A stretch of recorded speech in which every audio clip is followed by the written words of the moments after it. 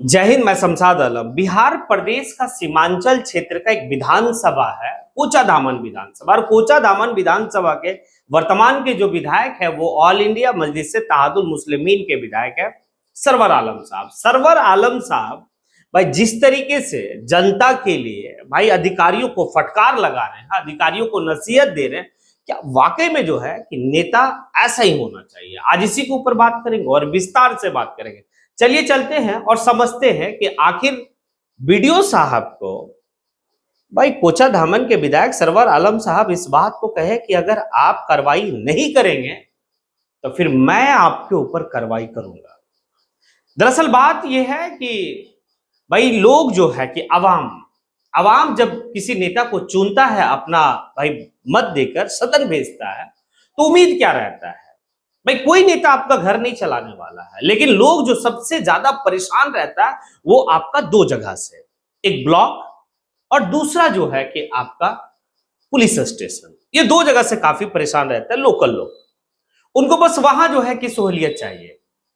आपका ये कॉन्ट्रैक्ट, ये ठेका पटा जो है कि आम आवाम को नहीं चाहिए, जो आपको वोट किए हैं उनको वहां सहूलियत चाहिए। और अगर नेता जो है कि ब्लॉक में जो है कि अगर सहूलियत दिला दे, अगर नेता जो है कि पुलिस प्रशासन के सामने थाना में जो है सहूलियत दिला दे, तो जनता इसी में खुश है। और होता भी अमूमन यही है। भाई बिहार और झारखंड का ये आलम है कि लूट का सबसे ज्यादा अड्डा कहीं बना हुआ है तो वो है ब्लॉक, अंचल। अब देखिए होता क्या कि भाई सरवर आलम जो है वो एक पढ़े लिखे जो है कि नेता है, क्या कि दिल्ली यूनिवर्सिटी से वो एमबीए किए हुए थे। ऑल इंडिया मजलिस इत्तेहादुल मुस्लिमीन के टिकट से पहली बार चुनाव लड़े और वो जीत गए। अब जीते तो वो अपने फर्ज को समझे कि आखिर जनता ने हमें वोट किया है तो हमें करना क्या है। वो जाते हैं और जाने के बाद जो है कि एक अंचल में, एक ब्लॉक में जाने के बाद बीडीओ साहब के सामने जो है कि कुछ रेवेन्यू वाले अधिकारी को या फिर और भी जो अधिकारी है, वो आधार कार्ड बनाने वाले जो है कि कुछ स्टाफ है, उसको फटकार लगा रहे हैं। और वो इस बात को कह रहे हैं कि अगर इस ब्लॉक के अंदर में, इस ब्लॉक के कैंपस में अगर 1 रुपया लेते हुए भी अगर एक भी मामला अगर मेरे पास आया तो बीडीओ साहब आप कार्रवाई तुरंत करें। और अगर आप कार्रवाई नहीं करते हैं इन घुसखोरों के प्रति तो फिर मैं ये समझूंगा कि आपकी मिली भगत से ये सारी जो है कि घुसखोरी यहां चल रही है और फिर मैं आपके ऊपर कार्रवाई करूंगा। ये बात जो है कि काफी तेजी से जो है वायरल हो रहा है सरवर आलम साहब का। सरवर आलम साहब जो है कि भाई बहुत बेहतर तरीके से उस वीडियो साहब को समझाते हैं कि आप कार्रवाई करें। अगर एक भी मामला इस तरीके का आता है कि भाई आधार कार्ड बनाने के लिए या राशन कार्ड बनाने के लिए कोई घूस लेता है तो उसके ऊपर कार्रवाई करें, वरना अगर आप कार्रवाई नहीं करते तो फिर हम आपके ऊपर कार्रवाई करेंगे। और अगर आप यहां बच भी जाते, क्योंकि आपका हो सकता है वीडियो है भाई आपके डीसी महोदय आपके एक ही फॉर्मूले के हैं तो वो नजरअंदाज कर दे, लेकिन भाई छोड़ूंगा नहीं। मैं सदन में आपके खिलाफ धरना पे बैठूंगा, मैं सदन में सत्र के दौरान में आपके खिलाफ में आवाज बुलंद करूंगा। अब एक बात बताइए कि अगर इस तरीके का नेता बीडीओ और सीईओ और थानेदार को अगर नसीहत दे दे, फटकार लगा दे आवाम के लिए, तो फिर मजाल नहीं है कि ये बीडीओ और सीईओ और थानेदार जो है कि आम आवाम को परेशान करेगा। लेकिन ये दो जगह, खास करके हम झारखंड और बिहार की बात कर रहे हैं, या सबसे ज्यादा अगर आम आवाम अगर त्रस्त है तो वो ब्लॉक से त्रस्त है। चाहे वो अंचल के पास जाए या फिर जो है कि ब्लॉक डेवलपमेंट ऑफिसर के पास चले जाए, बीडीओ साहब के पास चले जाए, वो जो कंप्यूटर ऑपरेटर स्टाफ होते हैं उनके पास चले जाए, भाई रेवेन्यू के पास जो है कि इंस्पेक्टर के पास चले जाए, सब जो है कि दलाली में लगे हुए हैं, सब घुसखोरी में लगे हुए हैं। और ये घुसखोरी को दूर कौन कर सकता है? अगर एक साफ सुथरा अगर नेता चाहे तो चंद दिनों में, चंद घंटों में खत्म हो जाएगा।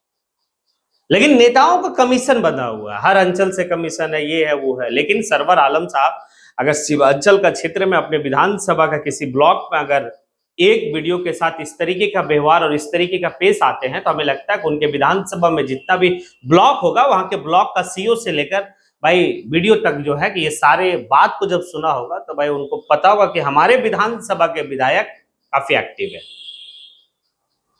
अब देखिए एक बात तो है, लोग बहुत कुछ कहते थे कि भाई कि आखिर जीत के क्या करोगे, 2-4 जीत जाओगे सरकार बन जाएगी क्या? भाई सरकार नहीं बनना है ना, अपने विधानसभा की बेहतरी के लिए काम करना है। अपने विधानसभा में जो आम आवाम परेशान है जिस मुद्दा को लेकर, उस मुद्दा को सॉर्ट आउट करना है।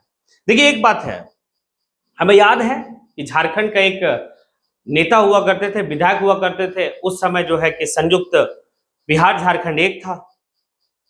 तो वो नेता थे महेंद्र सिंह, कॉमरेड महेंद्र सिंह, जो बगोदर विधानसभा से विधायक चुनकर आते थे वो। और बिहार की असेंबली में जब उनकी बात नहीं मानी जाती थी ना, जब वो बात को रखते थे, उनकी बात को जो है कि सरकार नजरअंदाज करता था, तो वो पद, ये विधायकी का पद अपने पॉकेट में लेके चलते थे वो। और अकेला जो है कि वो व्यक्ति, वो विधायक इतना जानकार था कि सदन में जब मुद्दा को उठाते थे तो भाई सरकार से लेकर पक्ष विपक्ष सब गंभीरता पूर्वक उस मुद्दा को लेता था। काबिल ये बनना है। हम इस बात को क्यों लेके चलते कि भाई हमारी सरकार नहीं है तो काम नहीं होगी?